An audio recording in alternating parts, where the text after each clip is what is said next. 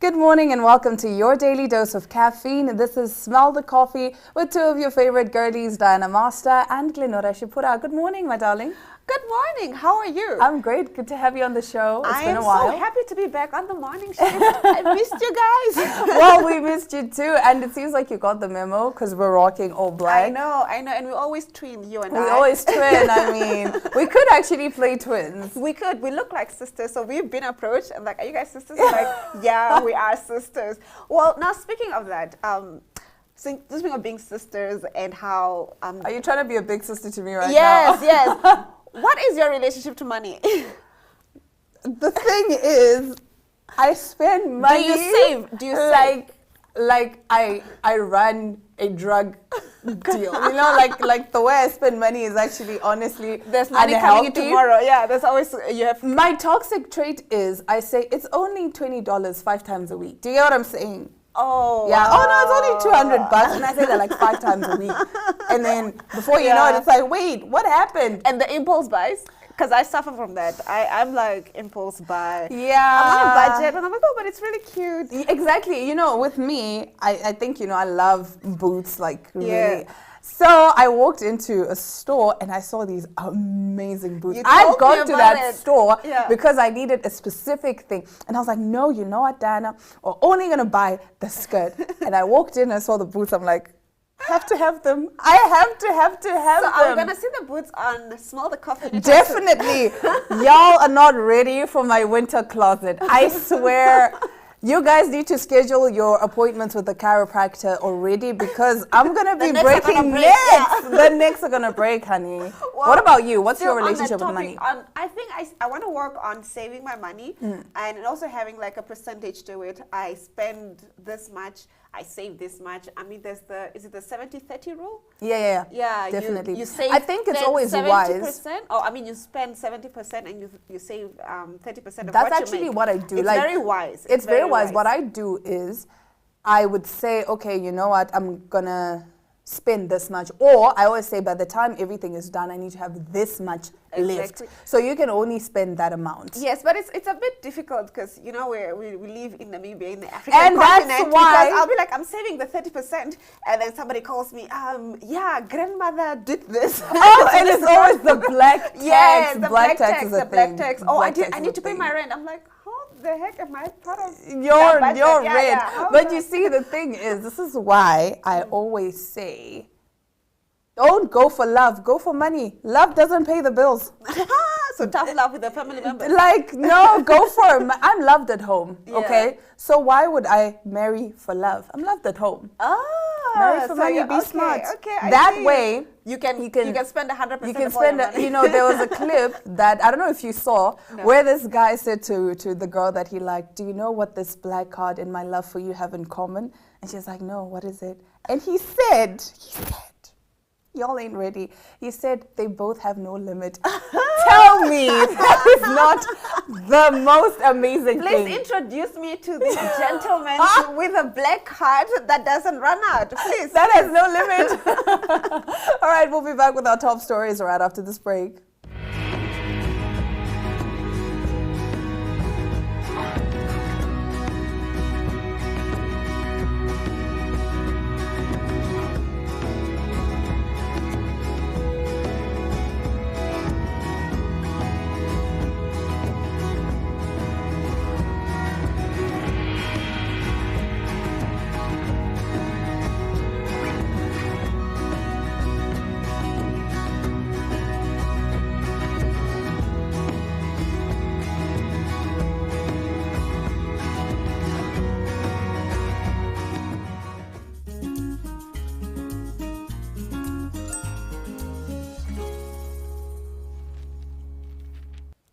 Now let's get into some of our top stories. Thabo Bester, brazen prison escape.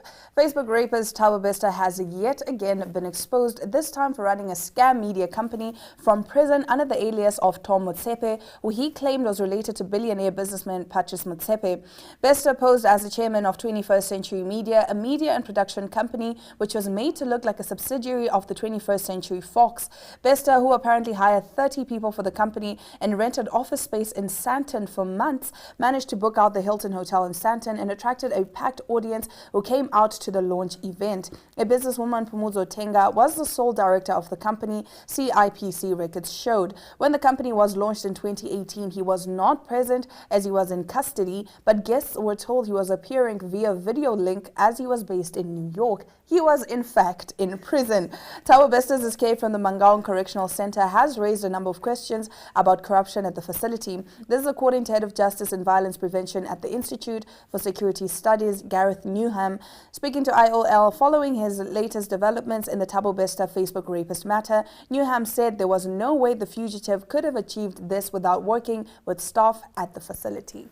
I mean, wow. First of all, I feel like I've been living under like a rock. Because you told me I this really morning. did not know this story till I found out It's in crazy this morning. how you And I was literally like, found out today. What? And you know, when you look at the things he's done, this is Yeah. what you just like, you know, barely touched everything he has done, right? Yeah. And just I was scraped the like, surface. I was going through everything. I'm like, what? Exactly. What? Why? And my first question is, why are women drawn to this monster? He's clearly a monster. I mean, I guess women like bad boys. I don't know. No. I don't know how. I can't speak for all women. Because, yes, currently he's escaped. He's with a married woman. And apparently, she was the one that signed off on the body when they said that he had died in a fire. She was the one that Who signed said off, that's his, as his wife. Wow. So Wow. that is, but can we just applaud this man for his business ethic? Messed up, yes, but he was like, you know what? I'm gonna make money even from prison. Yes, how did They literally sang happy birthday for him while he was on a conference call. And this man was in prison. Okay, but let's also talk about the prison systems in South Africa. What is going on there? Like, In all honesty, corruption is everywhere. Yeah, so it's not a surprise, but this is stuff so straight he out bribed of a some movie. officials. Yes, I was just thinking, this is the making of a movie. It's the making of a movie. I can imagine in 2 years, 5 years time, there's Netflix a movie. is obviously going to special. jump on that. Either Netflix, a documentary or a movie or both. Someone is going to jump But I on think we it. need to get into in depth of this guy's history. I know that he has a pretty tragic background, but he has also done really awful things. There's he's known as the Facebook rapist because he would lure women. No, but he did say, no, I'm not a rapist, I'm a murderer. What? And I'm like, that's just because he also mentioned in one of the articles I was reading that he didn't plan to initially rape the women, but as he was leaving, he saw her long legs and that is messed up. That is so messed up. So I'm just like, what woman in her right mind would find this man attractive? No, anyway, this is depressing. Let's move on to the next story. Moving on to the next story, in some really shocking news. Police National Spokesperson Kaona Shikwambi has confirmed that an intelligence-led operation led to the arrest of a NAMCO board member in whose vehicle 935 grams of cannabis, 60 units of crack cocaine, and 10 grams of cocaine powder were found. The official's name cannot be revealed until they appear in court today. So this was released yesterday. This sounds like a setup. This definitely, who's walking around with that much yes coke in your weed, car? like, in your car. even as a dealer, you like don't don't carry that much anywhere. So according to people on Facebook, they are alleging that it is a setup because why would a board member also have so much? I can get if he had a bit that would look like he's using. Yeah. You know? Yeah. I can understand that. But that's a lot. Maybe he's a runner. We don't know. He's a runner. A board member, I'm sure, the pay is not that great, right? But the thing is, everyone is innocent until they're proven guilty. So until we actually have the full facts of the story, we can't really comment or say anything about it or speculate. Now, moving over, Colombia police chief says they used exorcism and prayer to fight crime. Yes, you heard that right. Bogota, Colombia's chief of police said he and other officers have used exorcism and prayer to tackle crime and the country's most powerful criminals, including drug cartel leader Pablo Escobar. Sitting in his office surrounded by crucifixes, of the Virgin Mary and other Catholic symbols. General Henry Sanabria told local media on Saturday that these religious practices have helped the police throughout the last 50 years of armed conflict in the South American country. As examples, he recalled police operations in which Escobar, FARC guerrilla leader Alfonso Cano, and his military chief known as Mono Jojoy were killed. Sanabria claimed criminals used witchcraft and said in one operation a police officer had been able to kill one of them by praying while shooting. Excuse me, what? What? Wild. What? Right? Okay, I still need to what movie is this from? Apparently this is real. This is like a true story. This is what the police chief believes. I am so shocked. What? This is real. This is real life, right? It is real life. I mean, listen, to each their own. Everyone has their faith and everyone has their belief system, their religious beliefs, everything like that. Yeah. So if he believes, I always say there's power in what you believe. Yeah. If you believe, listen, I can telepathically move that chair.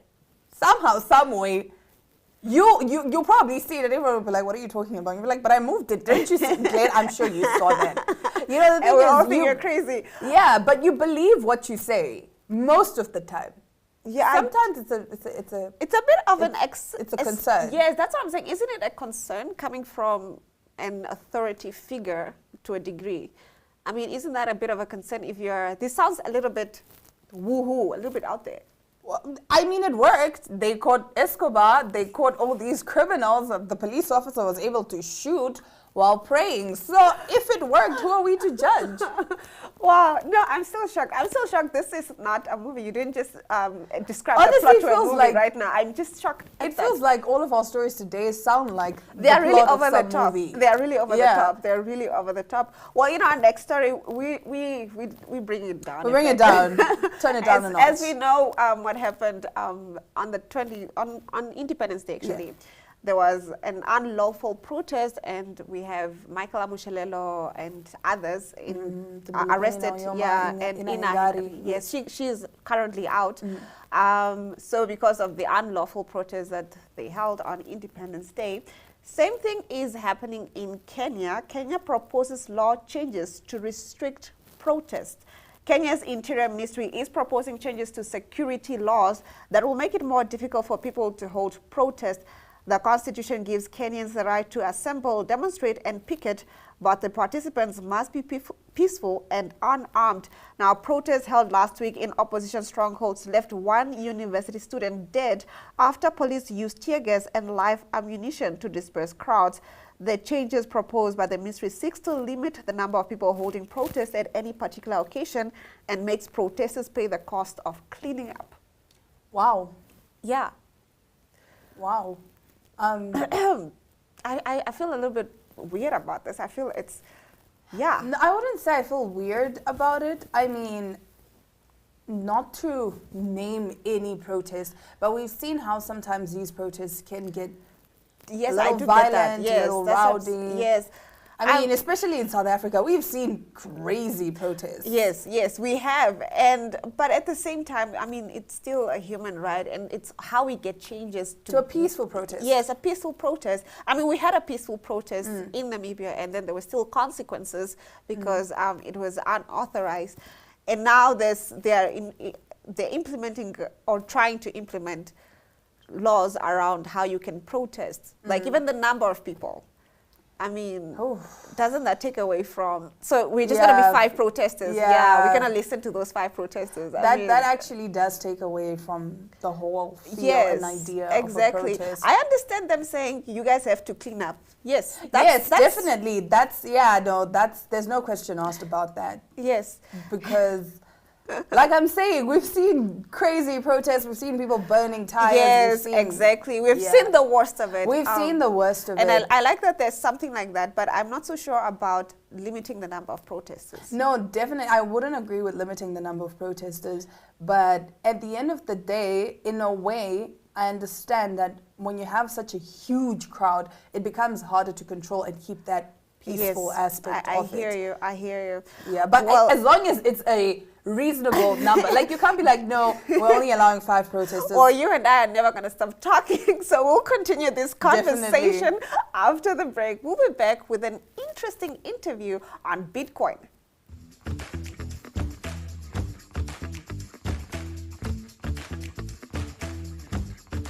Namibia's hospitality is as vibrant as its people. Join the What's Cooking team as they travel the country cooking, chatting, and celebrating local personalities and the joy of food. If you think you have a standout offering, whether it's a restaurant, bar, pop-up event, or braai stand, get in touch with the What's Cooking team at cooking@synergy.com.na, and we will be there to show the world what's cooking. Programs air every Friday at 4 p.m. on all the NMH Facebook platforms, as well as on NTV, DSTV channel 285, and GoTV channel 94 at 9 p.m.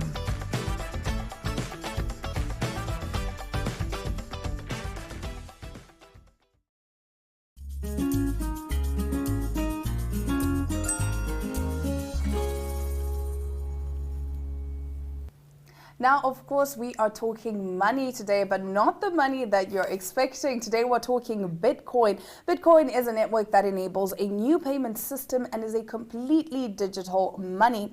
It is the first decentralized peer-to-peer payment network that is powered by its users with no central authority or middlemen. From a user perspective, Bitcoin is pretty much like cash for the internet. Bitcoin can also be seen as the most prominent triple-entry bookkeeping system in existence. Here to talk to us more in detail is Nikolai Okin-Shongarero. Good morning. Good morning, Dana. How are you? I'm great. Thank you so much for joining me today. And thank you for having me. All right, let's talk money. You know I love money. I see so. Of course, let's get into the basics. Yes. How does Bitcoin work? Well, so Bitcoin is basically, as you said, it's a peer-to-peer electronic cash system. So if you think back on the times when we would send each other, here's a better example, email. Right? When I send you an email, it goes directly from me via a server to you. Now, Bitcoin basically has no server in between. It's directly peer-to-peer. It's as if my computer is speaking to your computer. Oh, nice. Right? So when I send you Bitcoin from my Bitcoin wallet to your Bitcoin wallet, there is no third party that is actually there to verify it. Our computers verify that actual transaction. So you don't need a central government or somebody there pressing a button saying, hey, now you get Bitcoin and you don't. Yeah. Yes. So Quite controversial what I'm about to say next. Is this why it is a preferred payment method for criminals? well, that is actually a misconception. Okay. So the thing about Bitcoin is it's a public ledger, which means anybody can see where the Bitcoin is moving from one wallet to another wallet. Now, the way this works is you have what's called a pseudonymous name. So like Oken is my writing name. It's my performing name. It was when I was, as part of Black Vulcanite, we used our other names. So now you just have a string of digits and numbers and letters that acts as your actual identity, which is your wallet or your private key. And then you just sign transactions as you move along. So criminals don't want people knowing how they move their money. Yeah. And with this, you could literally chant from the beginning all the way to the end. You can trace it. You can trace it. Every single person can trace it. Wow. And that's the beauty of Bitcoin. You yourself can, as long as you have a wallet address or a transaction ID, you can trace everything that is going on. That was, like you said, a misconception. What are some other misconceptions about Bitcoin? Well, there are quite a few. There's the energy misconception that goes along with, the Bitcoin mining. There's the misconception that if Satoshi Nakamoto, whoever they are, or the group is, were to come back, they could change the code, which is impossible. You see, the thing about Bitcoin is you hold the code on your own computer. You do not move, so nobody else can change what's on your computer. Oh, wow, that's You cool. would have to say, oh, okay, if somebody wanted to change the Bitcoin code and say, hey, we want more than 21 million, which has happened. People have tried to fork it. You just say, no, I'm not going to go along with that on my computer, and then it doesn't happen. You're not going to stress me out on You my just own can't, computer. not on my own computer. So how does one acquire Bitcoins? Well, this is the awesome thing, right? So what we do with Easy Sats, which is how I go about being a Bitcoin educator, is we show people, firstly, you don't have to buy Bitcoin at the beginning. Especially since we're in Africa, the purchasing power of our money or our currency compared to other fiat currencies to buy Bitcoin is a bit disparity, right? So what we do is we show people how to earn Bitcoin, doing things like they already do, playing games like solitaire, snake, walking. But to buy Bitcoin, you can do it in various ways in Namibia. You can use an exchange. There are external ones that you can use. You sign up with your ID and everything. You can use landifa.com, which is a Namibian registered company, registered with the Bank of Namibia. You can use the ATM at Marua Mall across from Woolworths. I've seen that. Yeah, you can use that one as well. And then you can use Easy Sets, which we sell as Azteco vouchers. And these vouchers work like airtime vouchers. Same way you go and you buy an airtime voucher, you go buy a Bitcoin voucher, and then you just redeem it with your Bitcoin wallet. Wow. Yeah. As easy as that. It really is. I'm actually more interested in how one can earn, like you said, instead of buying, you can earn from doing the things that you love, from the comfort of your own home. Correct. It doesn't get better than that, right? So what are the advantages and disadvantages of Bitcoin? Okay, let's start with the disadvantages, because there's a lot of advantages. But with the disadvantages with Bitcoin, everything lies with you. Truly and utterly, when we say that responsibility ends with you, there is no Bitcoin help number to call. Okay. Or, because remember, there's no third party. There's no third party, it's just you. But it also means that the advantage of that is nobody can take it away from you. Nobody can stop you from using it. Nobody can literally pause it and say, no, I don't like who you want to. None of that can happen with Bitcoin because you are fully in control. So the disadvantages come on your own responsibility, really. I right? see, I see.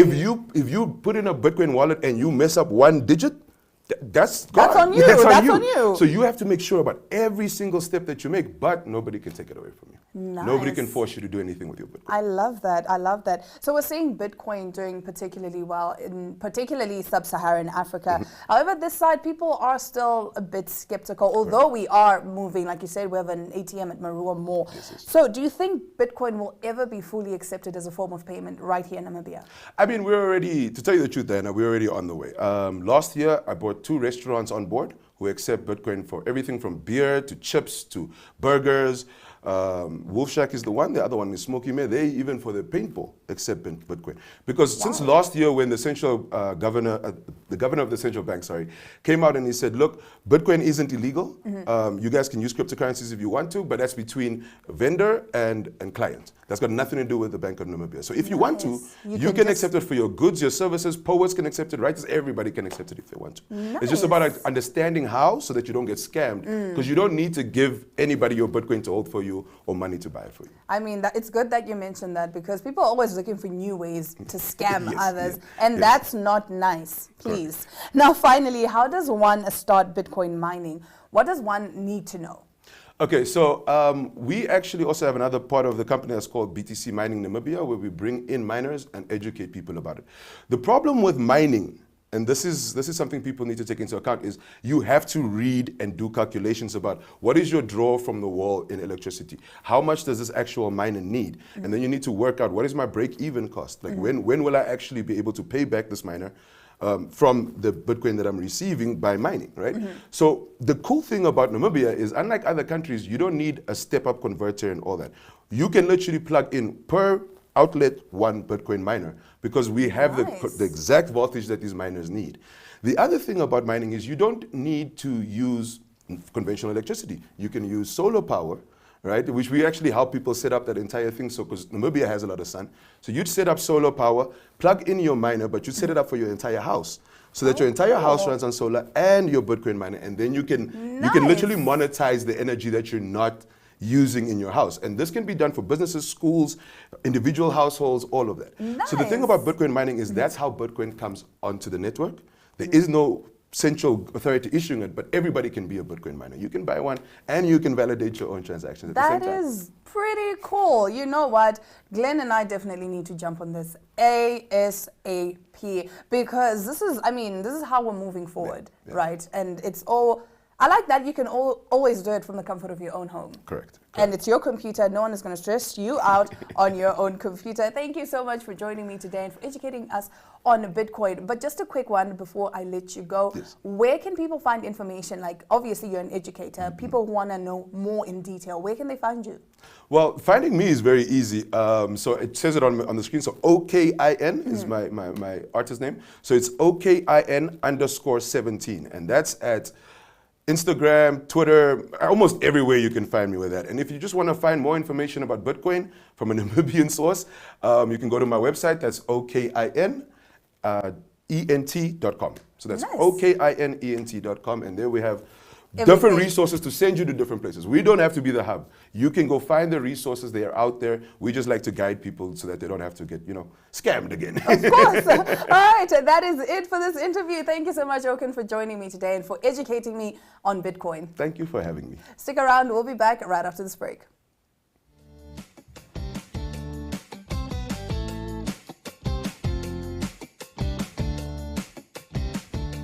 The My.NA Cars Show provides viewers with the best-in-class cars content, engaging interviews, as well as a showcase of the latest cars-related news, products, and services. My.NA Cars aims to reach the car enthusiasts and all motoring industries, focusing on motoring news, test drives, maintenance, fast finance, accessorides, and more. This show is broadcasted on NTV, Oneuptwo.com, and cross-shared on the following Facebook platforms: The Republican, Agamana Zeitung, and Namibia Media Holdings. Contact My.NA at synergy.com.na to share your motoring news or to advertise your motoring product and service. My.NA Cars, more than just a ride.